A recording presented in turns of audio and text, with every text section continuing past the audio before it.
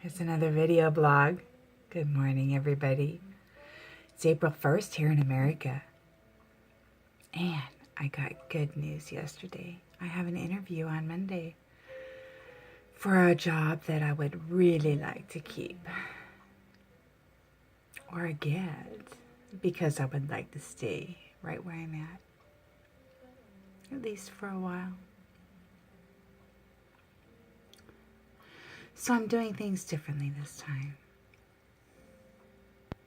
It'll be a surprise. Anyway, it is 6:52 a.m. and I'm wondering what it is I should do with my day. You know, I thought maybe I should drive somewhere and go sit in the woods and just let myself be purified, so to speak, by the sound of the flowing river and by the trees that I would sit among. Maybe in a sunny spot, maybe in a shady spot. Probably shade, because it's going to be warm. And then a little bit of fear came over me, and I thought, well, what if I crash my car? Then I won't be able to get to the interview, right? Well, I pushed that aside, because that's irrelevant. That's not going to happen.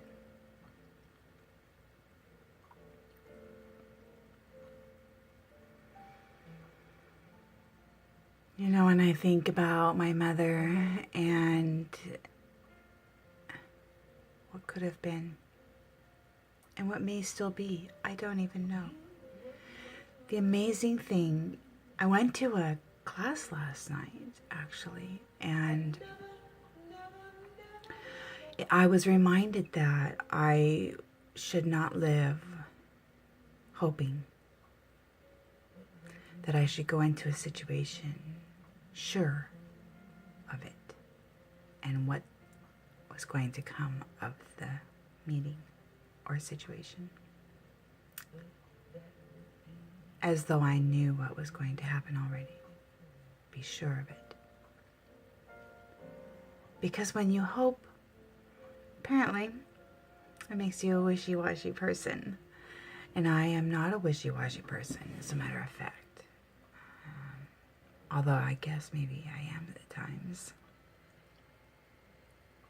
But I am sure that I want this job. And I am sure that I would like to stay in this house. My husband is comfortable here. I'm comfortable here. My spiritual family is here. I've created a very big network of friends who think like me. Or perhaps I think like them. At any rate, it would be nice to be able to stay. And so, I have to switch it up. I've got a list of questions for after the interview. I'm going to wear a dress and not slacks. And I'm going to wear my other glasses. And I'm going to try not to be so excited about the job. Because apparently, when you are too excited about something, when you get too eager for something, people just seem like they don't want to give it to you. I don't know why. Have you noticed that? That when you really eagerly want something, there's always that somebody that says, no, you can't have that.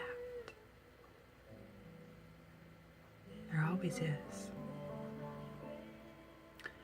So the key is not to let people see that you are so eager. But see, then I am living a double negative or double positive, however you want to look at it. It's a double-edged sword.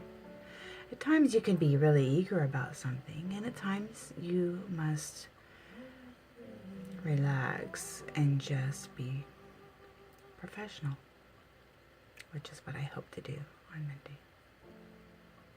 I am professional when it comes to my job. I know all the ins and outs of it. There's no reason I shouldn't get the job. As long as I quote unquote, behave accordingly. Now, I was thinking I was going to go out to the Malala River somewhere today because that's a warm area and the river flows very nicely, and it is a Friday here, and so I don't think there will be a lot of people there, so I should be able to get the opportunity to sit somewhere undisturbed and reflect on life and the change in energy. The meeting that I went to last night also explained, and I'll let you know too, that in July, energy flow will shift by like 2/3.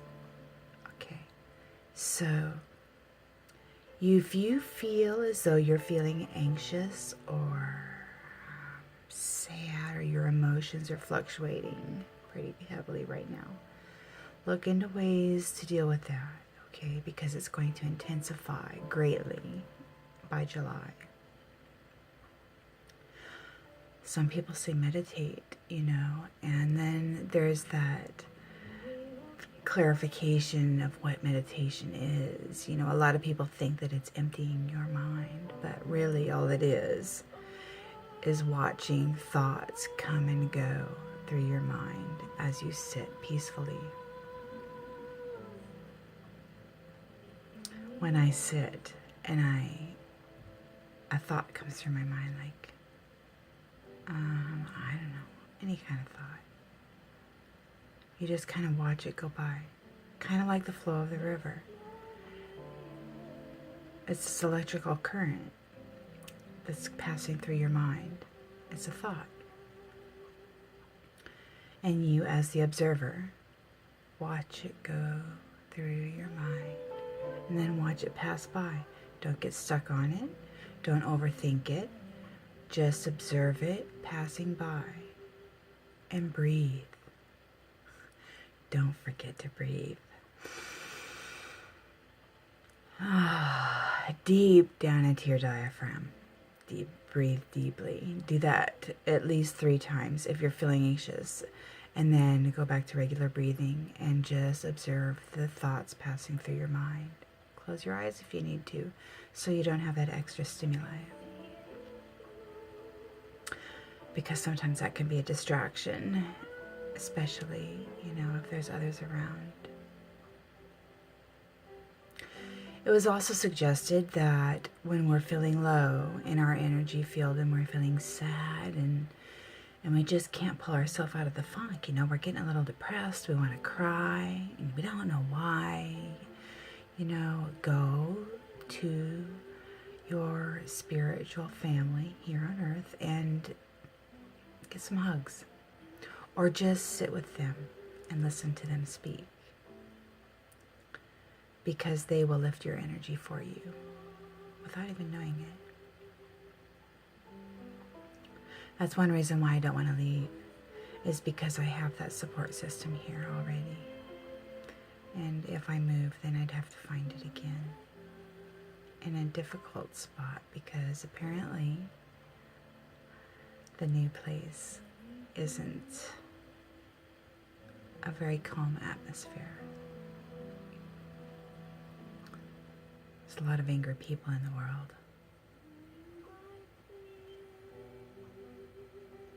All over.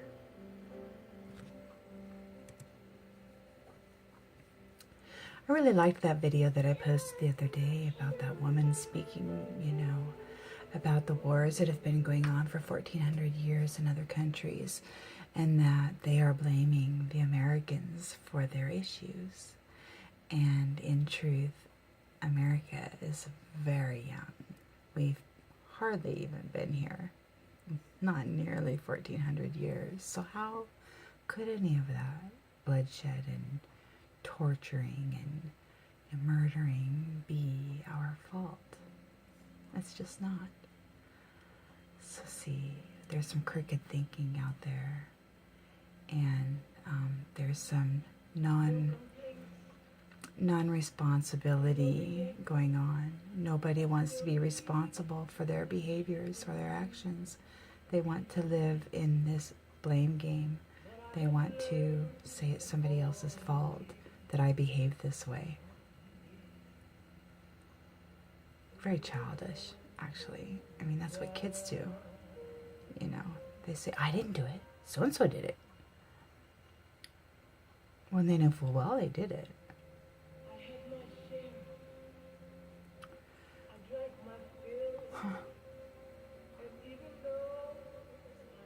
I find it very interesting, the mental growth pattern around the world. You know how some people will accept their mistakes. They will fess up to them, say, yes, I messed up, but I'm learning from it. It's not going to happen again. And then there are those that absolutely refuse to admit to making that mistake, even though they know full well they have. I'm not judging anything, because that person who's not admitting to that mistake is actually living in fear of judgment and retaliation by others. And so they lie because they don't want to be hurt.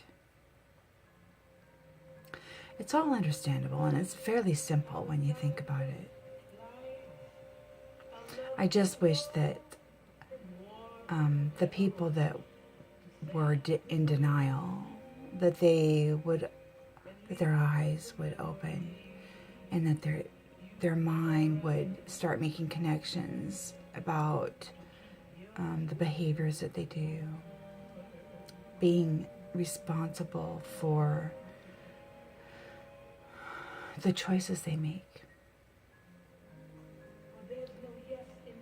And hopefully someday their hearts will start tuning into love, you know.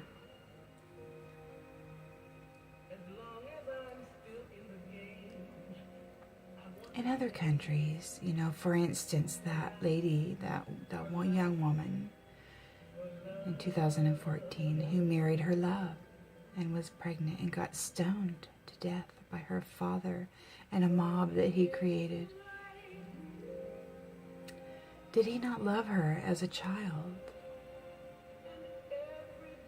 I don't understand. She must have been his sweetheart. I mean, he must have loved her. But yet he killed her because she, what? Because she loved? Because she loved. Is that what's going on in reality here? Is in other countries is love against the rules? You must not love. It seems to be the rule in some of these countries where they hurt each other so drastically because of situations such as that, because of love.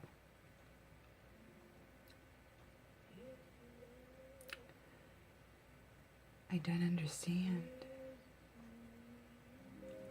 One thing I was told last night was, whether you know it or not, and this may throw you way out there for a loop. Okay, you may just go way out there for a loop. We are a very young planet. In fact, we're all an experiment. Okay, now that's the story. So we chose to take physical form and to feel all these feelings that we're going through. And then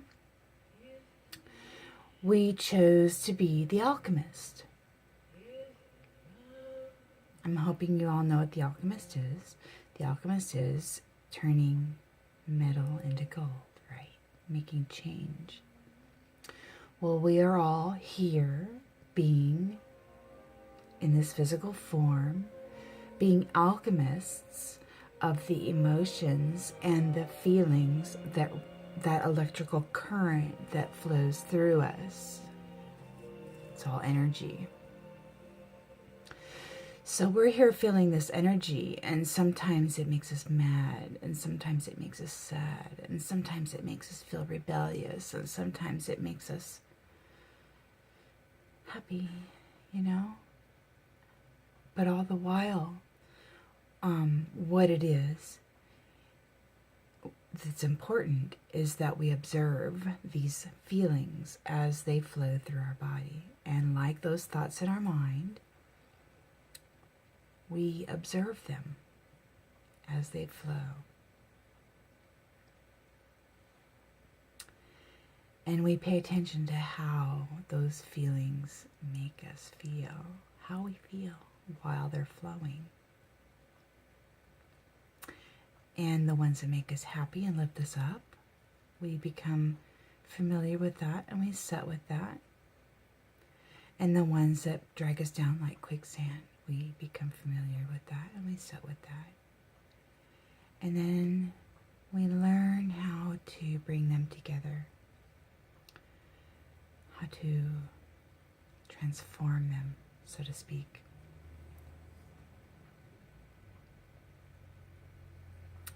And so if we're lucky enough to live long enough, then perhaps we'll become a master transformer of energy. And then perhaps we can create magnificent things. We can create peace on earth. But if we blindly live through life, just allowing the emotions to come and go without paying attention to them, or without being aware of them, we just react. We react to our anger, and we react to our glee, and we just react. Stop. Observe it. How does this feel? Maybe respond to it. I'm feeling good, so I'm going to go for a walk. I'm feeling sad, so I'm going to go hug my dog. Or I'm going to go sit with a group of people who are going to lift my spirits. Or you're going to do something like this and talk to a bunch of people who you don't know. Of course, this is my favorite early morning activity. My friend tells me that I shouldn't do this because it's out there on the internet and that my potential employer could be upset, quite upset by what I say and what I do. But see, the world that I live in here, in the world that I would like to be a participant in creating, accepts people for who they are when they're not harming or hurtful. They allow them to be who they are on their path, on their journey. And then we do the job together in our own fashion, in our own pace, in our own way. We agree to help each other. That's how growth happens. That's how transformation happens. When we learn from each other. I can learn just as much from somebody who doesn't know what I know. And I'm not saying they know less than I do. I'm saying they know different things than I do. And that's how we are. Okay? Now, I know some things. I've lived a while, so I've got some life experience. There are others out there who have also lived a while, and they have life experience in different fields, in different scenarios, in different relationships. And if we're all truthful with each other, open ourselves up and allow each other to be together, we can learn from each other and increase our knowledge and our abilities simply by being willing to listen and making ourselves available. Well, I'm looking at the time, so I should probably stop this one. But if I do make it out there to the wilderness, which is my favorite place, then I'll post another video. Okay, so have a great day, everybody.